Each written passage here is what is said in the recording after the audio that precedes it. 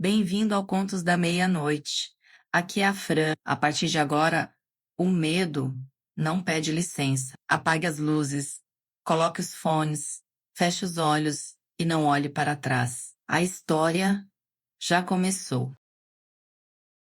Antes de começar nosso relato, deixe aqui nos comentários de onde você está nos ouvindo. Isso aconteceu pros lados, de dentro da mata, depois da estrada de chão que passa pela baixada e some no meio do mato. Ali tinha uma fazenda velha, dessas que ninguém sabe ao certo quem foi o primeiro dono. O povo chamava de Santa Cruz do Fundo, mas ninguém gostava de falar o nome em voz alta. De noite, principalmente em sexta-feira, o lugar ficava diferente. O vento parava, os bichos se calavam e o chão parecia pesado. Quem passava por ali dizia que sentia o pé formigar, como se a terra estivesse viva. O primeiro que percebeu foi um rapaz novo, voltando tarde da roça. Ele ouviu um sino tocando. Não era sino alto, não. Era som abafado, como se estivesse enterrado. Pensou que fosse coisa da cabeça e seguiu o caminho. No outro dia, sumiu. Só acharam as pegadas indo pelo pasto e parando do nada. Depois disso, começou a virar costume. Toda vez que o sino tocava de madrugada, alguém desaparecia. Nunca era gente de fora. Era sempre alguém da região. Gente conhecida. Gente que tinha história mal resolvida. Os mais velhos começaram a cochichar que aquilo era terra, cobrando promessa. Diziam que ali tinha sido erguida uma igrejinha muitos anos antes, com promessa feita em tempo de seca braba. Quando a chuva veio, o povo esqueceu de pagar. A igreja caiu, foi soterrada, e o sino ficou lá embaixo, chamando. Teve um homem chamado seu Anselmo, que não acreditava nessas coisas. Dizia que isso era medo passado, de boca em boca. Numa noite de lua fraca, ele atravessava o pasto. Quando ouviu o sino, parou, escutou e riu, falando alto que se tivesse sino ali, queria ver a igreja aparecer. Foi aí que o som cessou de repente. O silêncio ficou grosso. Então veio uma voz, baixa, arrastada, saindo do chão, dizendo para ele descer. A terra cedeu devagar, como se estivesse cansada de segurar. Seu Anselmo caiu num lugar frio, com cheiro de barro molhado e vela apagada. Quando abriu os olhos, viu uma igrejinha velha, rachada, enterrada inteira debaixo da fazenda. O sino pendurado no altar ainda balançava, sujo de ferrugem e coisa escura que não parecia só terra. Tinha gente ajoelhada ali, alguns sem rosto direito, outros com os olhos fundos, todos conhecidos. Gente que tinha sumido ao longo dos anos. Quando ele tentou correr, mãos saíram das paredes e do chão, segurando ele. A voz voltou a falar, dizendo que promessa esquecida não some, só espera. Na manhã seguinte, acharam o chapéu de seu Anselmo no pasto. A terra estava remexida, mas não tinha buraco nenhum. Até hoje, ninguém atravessa aquele lugar depois da meia-noite. Mas quem mora perto diz que às vezes, quando tudo fica quieto demais, ainda dá para ouvir o sino tocando lá de baixo, chamando outro nome. E o povo do interior garante que me escuta uma hora Desce.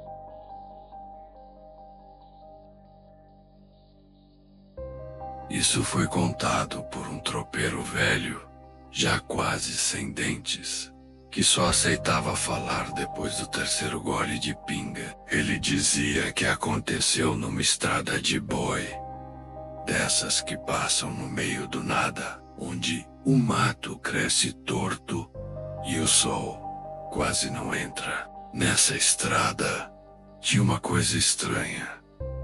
Ninguém morria ali, mas também ninguém ficava vivo direito. O povo chamava de trecho da espera. Quem precisava passar por ali à noite sentia primeiro o cheiro, um cheiro de roupa molhada, de terra velha e de vela apagada. Depois vinha o som, passos atrás da pessoa, sempre no mesmo ritmo. Mas quando virava para olhar, não tinha ninguém. Teve um rapaz que voltava da feira, montado no cavalo. Sentiu os passos e achou que era outro viajante. Falou boa noite. A resposta veio perto demais do ouvido, com voz cansada. Ainda. Ene. Oh.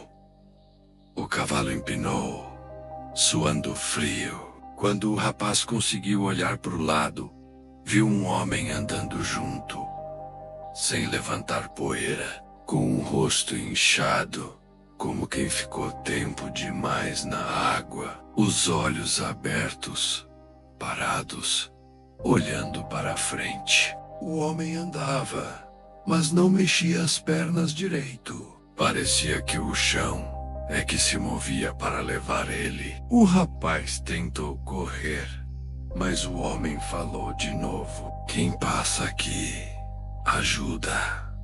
Quem espera. No outro dia, o cavalo foi achado sozinho, parado, no meio da estrada, sem marca de luta. O rapaz voltou 3 dias depois, andando devagar com o olhar vazio e a roupa sempre molhada.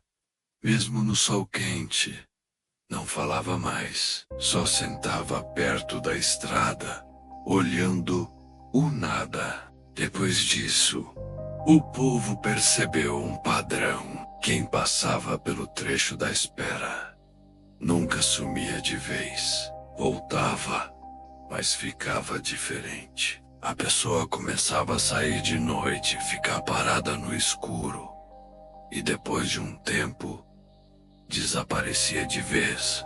Dizem que ali era lugar onde enterraram viajantes sem nome, mortos de doença e fome, jogados fora da estrada para ninguém ver. Eles não queriam descanso, queriam companhia.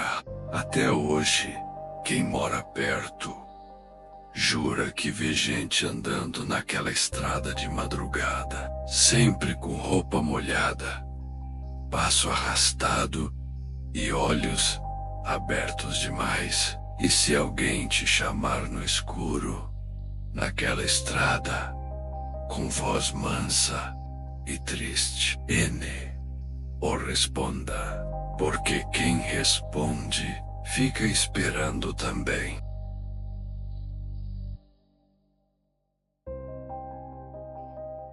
Então, escuta esse. Esse é mais antigo ainda, desses que o povo só conta cochichando, olhando para os lados. Isso foi perto de um rio fundo, desses que parecem parados, mas puxam quem entra. O nome do rio ninguém falava certo. Uns chamavam de Rio Preto, outros de Rio Fundo, mas os mais velhos diziam que nome dado chama a atenção, então era melhor não chamar. Ali perto tinha um costume estranho. Ninguém atravessava o rio depois do pôr do sol. Não era medo de enchente nem de bicho. Era outra coisa. Diziam que o rio devolvi a gente. Teve um caso de um homem chamado Joaquim, conhecido por ser bruto e calado. Um dia, ele atravessou o rio de tardezinha para cortar caminho. O povo avisou. Ele riu, disse que a água não tinha dente. Naquela noite, ouviram um grito vindo do rio. Não foi pedido de socorro, foi grito de susto, como quem vê coisa que não devia. Depois, silêncio. Procuraram por dias. Nada. Nem corpo, nem chapéu. Uma semana depois, Joaquim voltou. Bateu na porta da própria casa, molhado da cabeça aos pés, com a roupa colada no corpo e o olho parado, sem piscar. A mulher abriu a porta chorando, achando que era milagre, mas não era.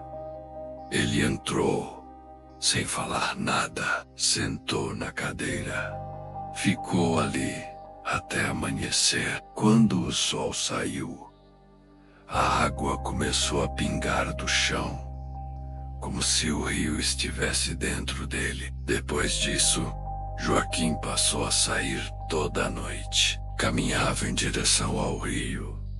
Ficava parado na beira, olhando a água, conversando baixinho com alguém que ninguém via. Quando a mulher perguntou com quem ele falava, ele respondeu sem emoção: eles estão contando como morreram. Não demorou muito para ele começar a feder a coisa velha, mesmo tomando banho. Peixe não chegava perto dele, cachorro ou rosnava. Na terceira semana, o rio encheu sem chover. Joaquim entrou na água sozinho, andando devagar como quem volta para casa. A água fechou por cima e baixou logo depois. No outro dia, acharam ele deitado na margem, seco, limpo, com expressão tranquila. Enterará. 3 dias depois, ele voltou a bater na porta. Foi aí que o povo entendeu. O rio não mata, o rio guarda. E quando devolve, é só para buscar mais. Desde então, ninguém atravessa aquele rio depois do sol cair, porque dizem que quando a água fica lisa demais, dá para ver rostos olhando de baixo, esperando alguém errar o caminho.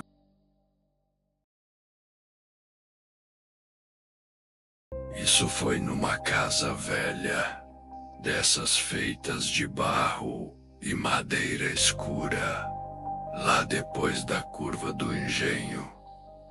Casa que sempre teve dono, mas nunca teve morador por muito tempo. Quem chegava ali dizia a mesma coisa. A casa respirava. De noite, dava para ouvir estalo de parede, como se fosse osso mexendo.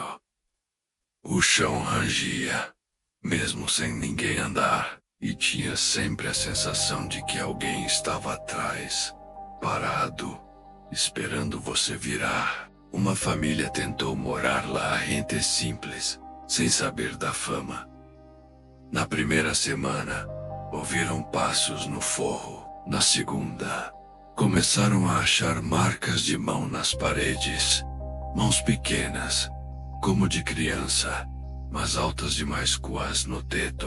A menina da casa foi a primeira a falar. Disse que tinha um menino morando ali também, que ele ficava no canto do quarto, quieto, olhando. A mãe achou que era imaginação, até a menina começar a conversar sozinha de madrugada. Quando perguntaram com quem ela falava, respondeu com o que ficou. O pai começou a notar que a casa não gostava de mudança. Quando tentavam arrastar móvel, alguma coisa caía. Porta batia, prego, soltava, como se a casa estivesse ficando nervosa. Certa noite, o pai acordou com a respiração perto do rosto. Não era vento, era quente, pesada. Quando abriu o olho, viu o reboco da parede se mexendo, formando um rosto afundado, como alguém preso por dentro. O rosto falou baixo. N, o muda nada. No outro dia, a família foi embora, deixando tudo para trás. Depois disso, um homem tentou morar sozinho ali, dizendo que casa velha não assusta ninguém. Passou 3 noites. Na última, os vizinhos ouviram ele gritando, pedindo para a casa soltar ele. Quando foram ver, a porta estava fechada por dentro. Dentro, só acharam marcas profundas no chão, como se alguém tivesse sido arrastado para dentro da parede. Até hoje a casa tá lá. Ninguém mora, mas de noite, luz aparece nas janelas. E quem passa perto, escuta alguém andando, arrastando coisa, ajeitando móvel. Porque dizem que aquela casa não foi construída em cima de morto.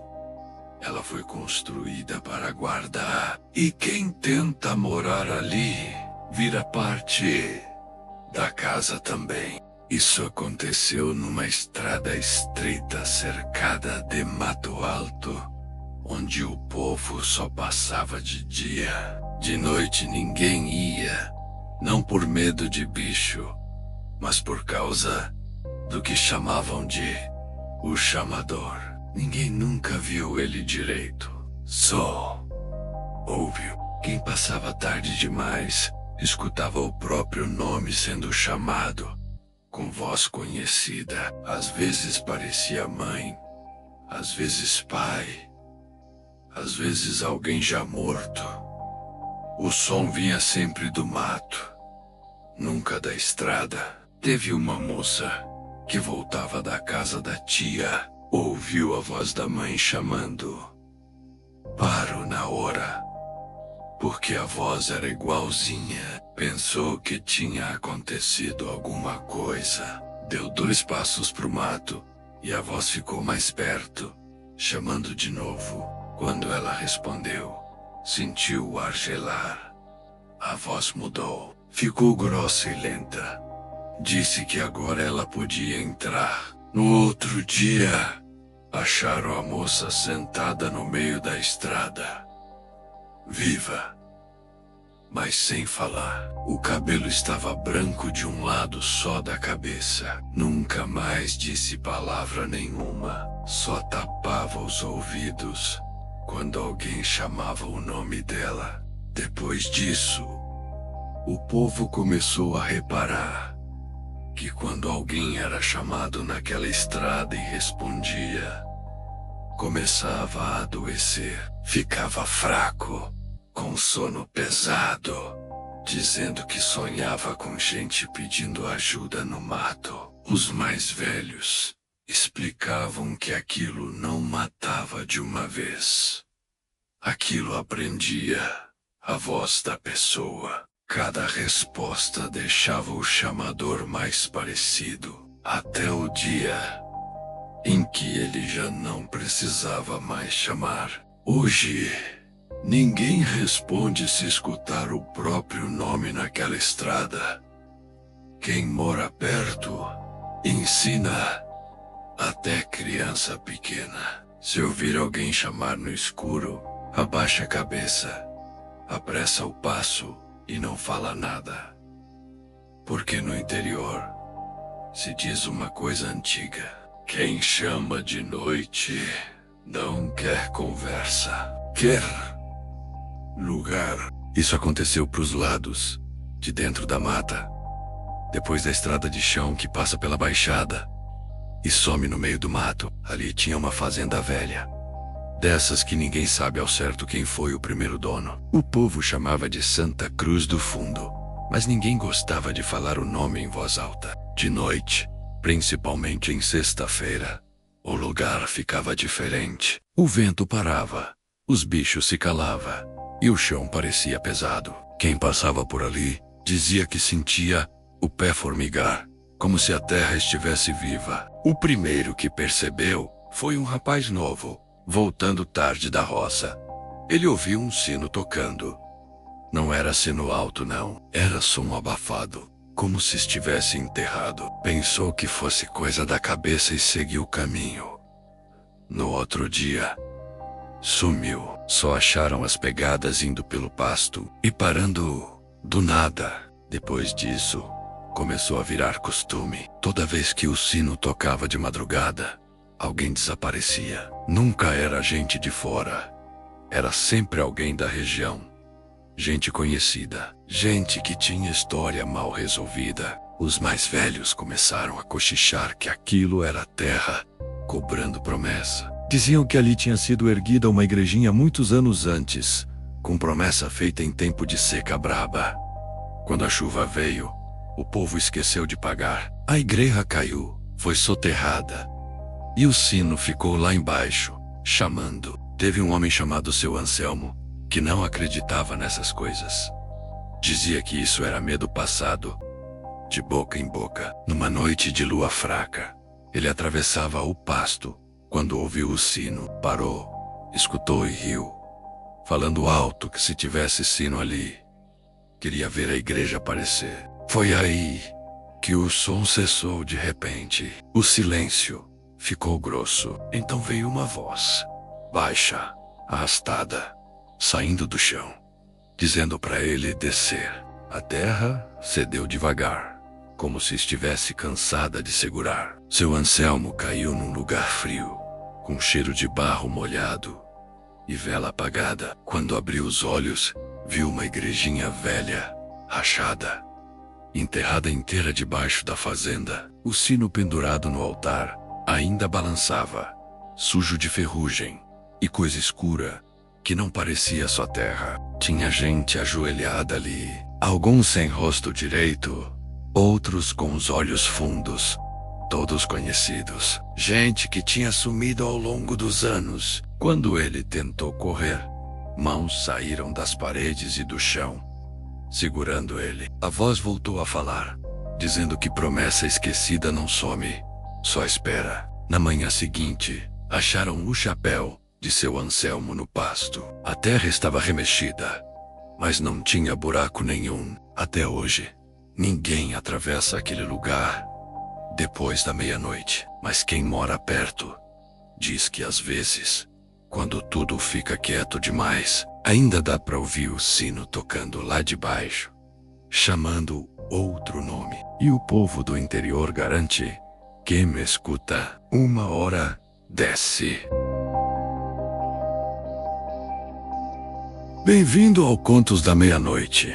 Aqui é a Fran. A partir de agora, o medo não pede licença.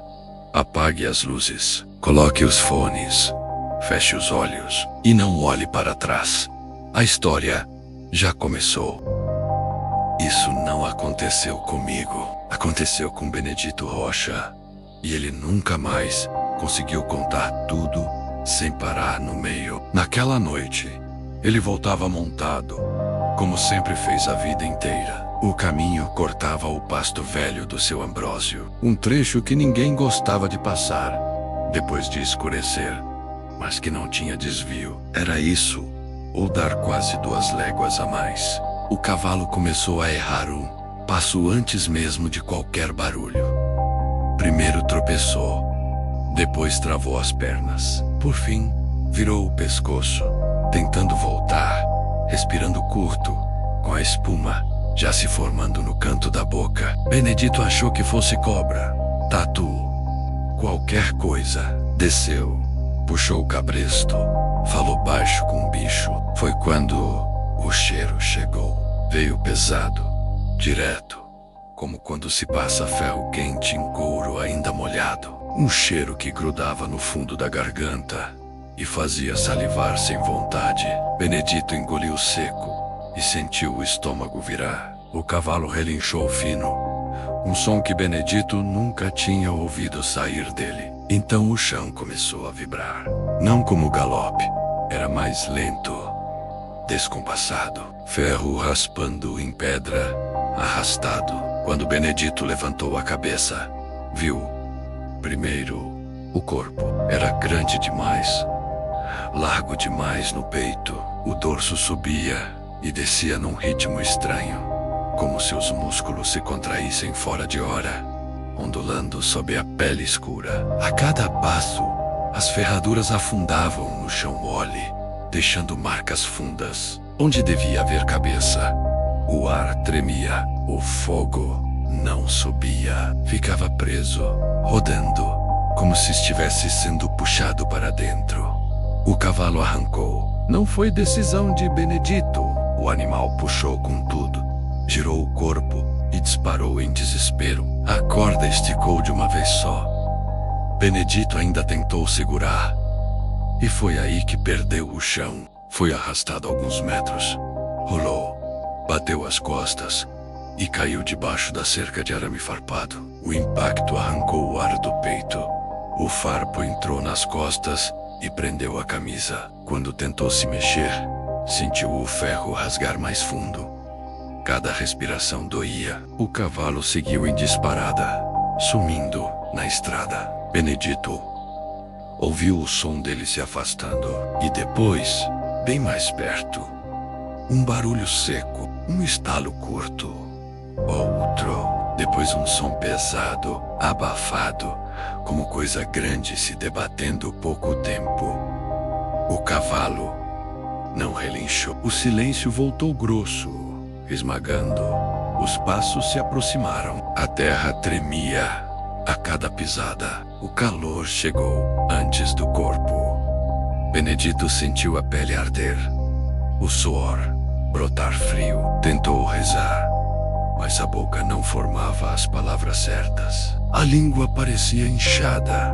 Ela parou a poucos metros.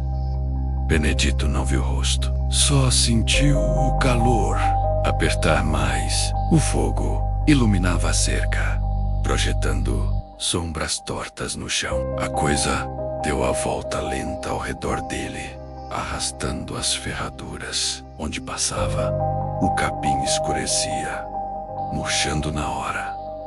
Quando terminou o círculo, parou atrás dele. Benedito sentiu algo pressionar as costas contra o arame. O ferro queimou. A dor subiu quente, profunda, como se a pele estivesse sendo apertada por dentro. Ele apagou.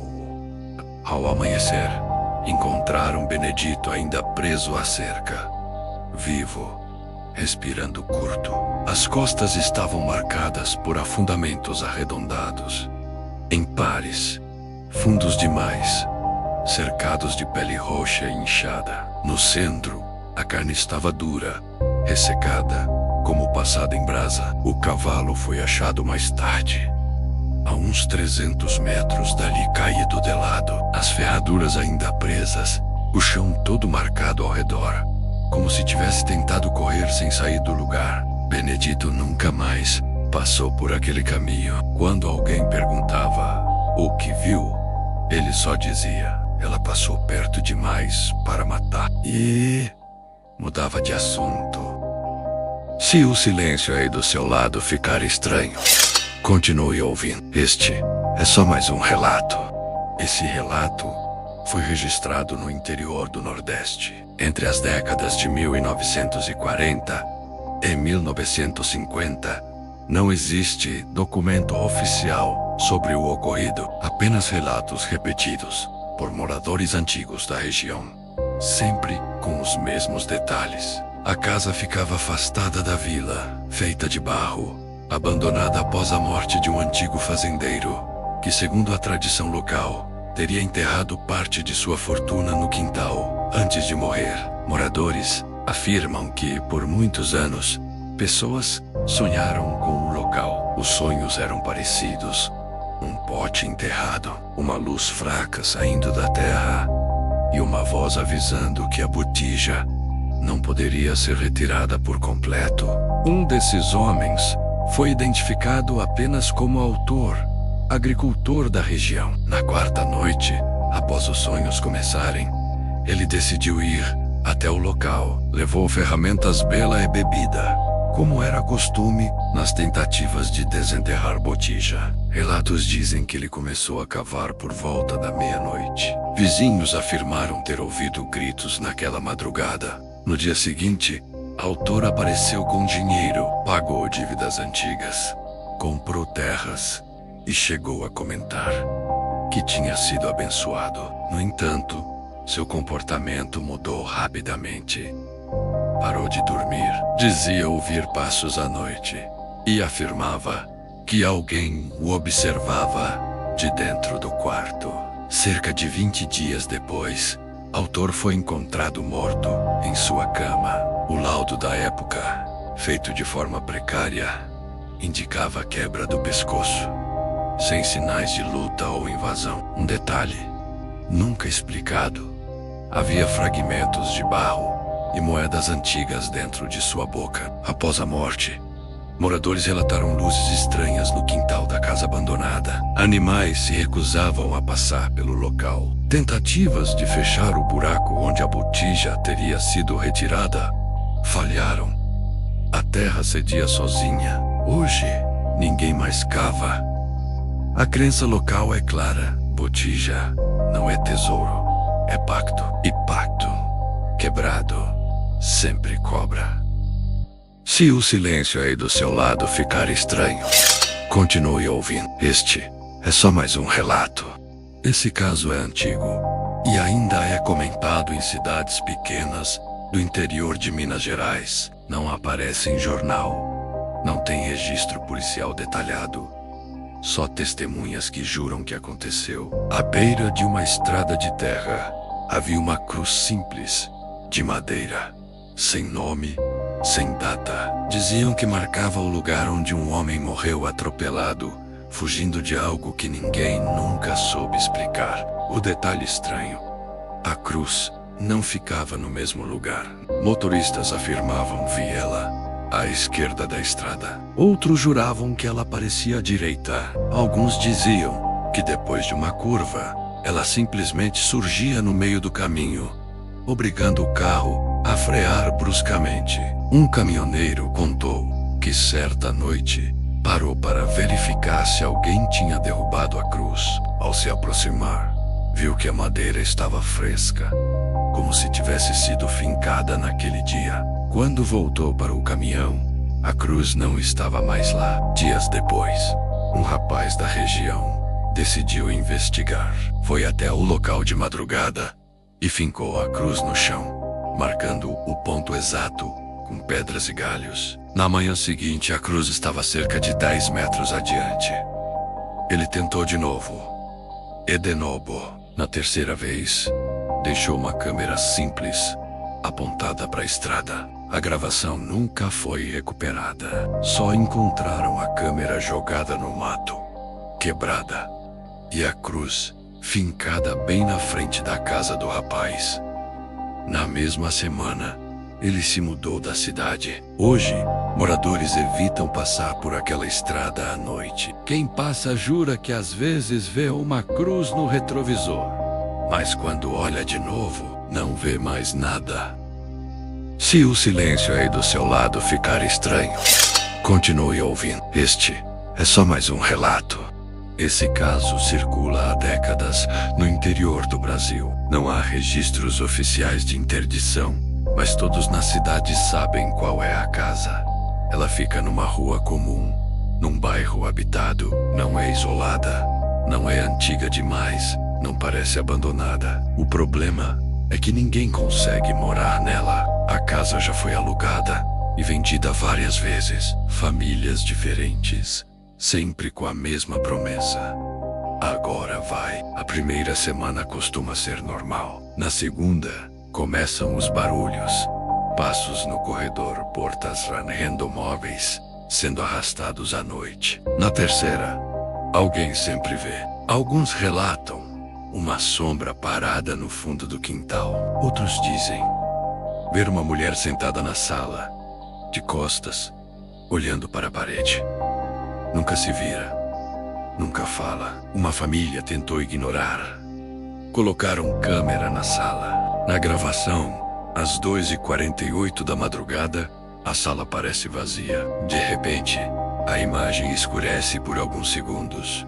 Quando volta, a câmera mostra a mulher sentada no sofá. Ela não aparece entrando. Ela está lá. O casal acordou com o som de algo pesado caindo. Quando chegaram à sala, a câmera estava no chão, virada para cima, e alguém tinha sentado no sofá. Marcas profundas, como se o peso fosse maior do que o de uma pessoa comum. Todos saíram no mesmo dia. Hoje, a casa está vazia de novo, mas não abandonada.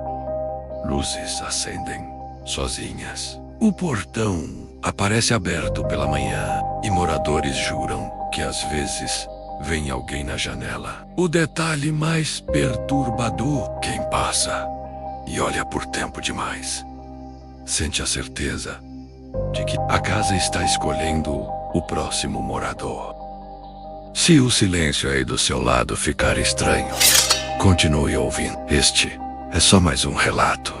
Esse relato é comum entre motoristas antigos de transporte intermunicipal. Não aparece em boletim, não tem registro oficial, mas todo rodoviário mais velho conhece a história. Dizem que existe um horário que não consta na tabela. Por volta das 0h40, depois do último ônibus regular, um veículo aparece em algumas rodoviárias do interior. Sempre o mesmo modelo antigo, pintura desbotada, número da linha quase apagado. Ele para, abre a porta. Quem entra geralmente está com pressa, não olha direito.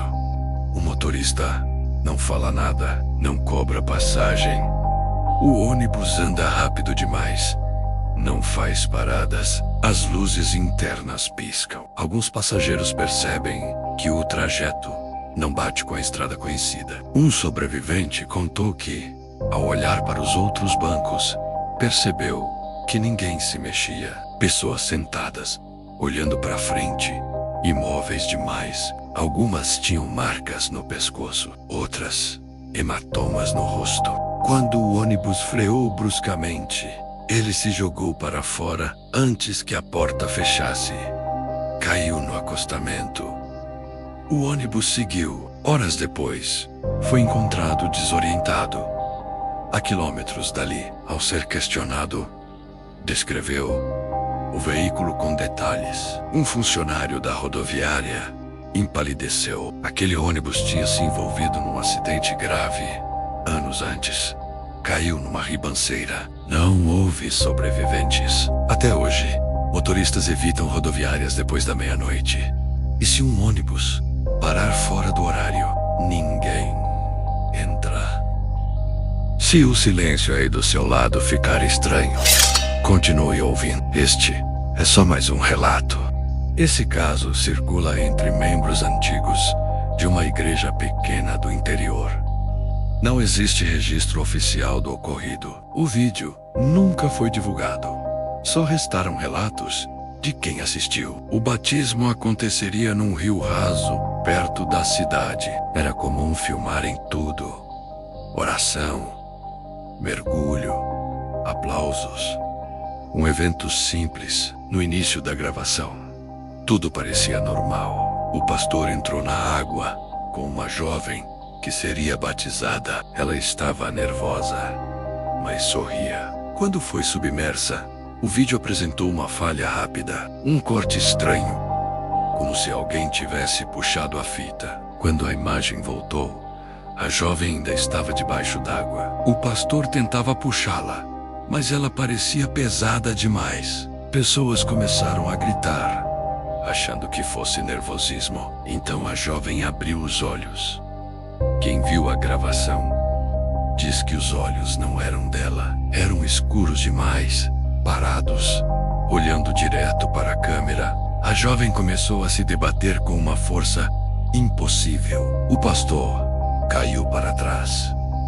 A câmera tremeu quando finalmente conseguiram tirá-la da água. Ela estava desacordada. No vídeo, dá para ouvir uma voz que não vinha de ninguém ali. Ela não era para voltar. A jovem acordou horas depois, no hospital. Não lembrava do batismo. Não lembrava do rio. Disse apenas que acordou seca. A gravação foi apagada no mesmo dia. Desde então, naquela igreja, ninguém mais grava batismos. E o rio não é mais usado. Alguns dizem que em certos dias a água fica turva. De repente, como se algo tivesse acabado de se mexer lá no fundo. Se o silêncio aí do seu lado ficar estranho, continue ouvindo. Este é só mais um relato. Esse relato vem de uma cidade pequena, onde o cemitério fica no alto do morro e a igreja mantém registros antigos, escritos à mão. O livro ficava guardado numa sala trancada. Era usado apenas para anotar nomes de falecidos, datas e locais de sepultamento. Nada demais, até um sacristão perceber algo estranho. Toda vez que alguém morria na cidade, o nome já estava escrito no livro. A caligrafia era antiga, diferente da dos padres atuais. A tinta parecia velha, mas nunca desbotava. No começo acharam coincidência, depois começaram a conferir antes dos enterros. E sempre estava lá.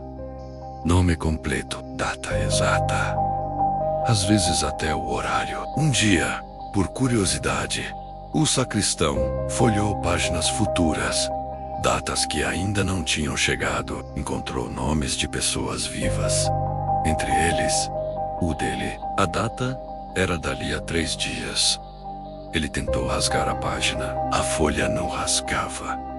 Tentou apagar a tinta, não saía. No 3º dia, o sacristão não apareceu para trabalhar. Foi encontrado em casal morto durante o sono. Quando abriram o livro novamente, havia uma anotação nova, logo abaixo do nome dele. Conferido. Desde então, ninguém mais folheia o livro, além da data atual, porque quem procura demais sempre acaba se encontrando.